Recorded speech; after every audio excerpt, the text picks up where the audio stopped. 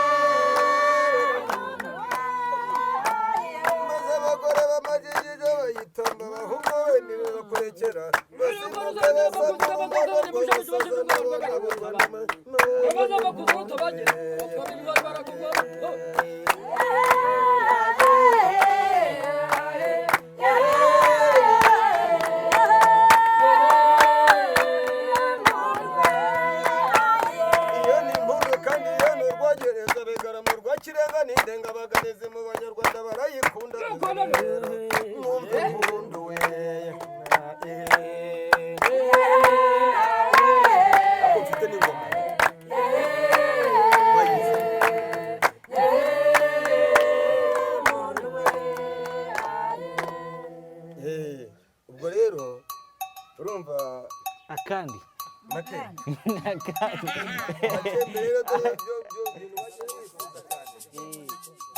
So when I'm creating music from scratch, I do record sounds before. I go look for sounds. Not the sounds that I will use, but every sound, everything that sounds good to me. I go record someone cooking, I go record the society, go record people digging. So I bring those sounds together to the studio. The second thing I do, after recording them, I tune, make them sound good before, if the noise, I remove the noise from those sounds, I chop them, if I could, sample them, even the beat.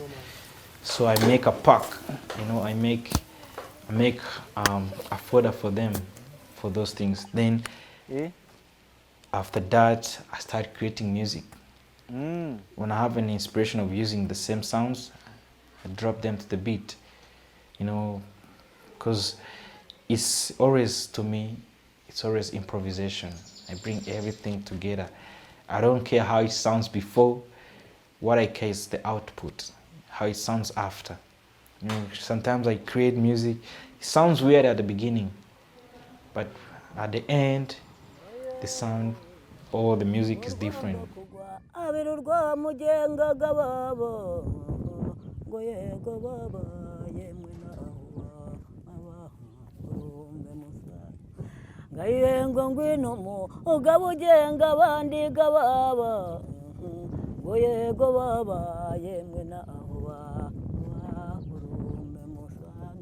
Ngonare modo chocho chizinyana wageye ngomaze ngo tukabutwanete na rubunda yego baba yemwe naho baba urume musano ngonyina umwama kenye narahiriye singondo ngomaze doriye singondo mu maribori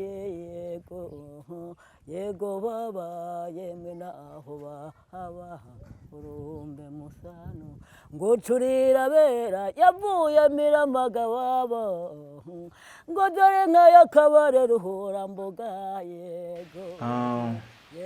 My first challenge actually it's knowing, having an idea or getting the skills of my tradition, because I grew up from a different genre, a different music, so I didn't had a chance of learning my local music, and I was interested in traditional music. So the first challenge was like, to me, to understand according to where I've been growing from, even the society of the music that we've been playing. So understanding the traditional instrument and understanding the traditional time signatures was really challenging to me. You know, traditional music has different time signatures. They have different complicated rhythms, you know, something that you can't just dance on to it. So I've been challenged with those rhythms mostly. And I was interested in, you know, producing them, singing to the rhythms too.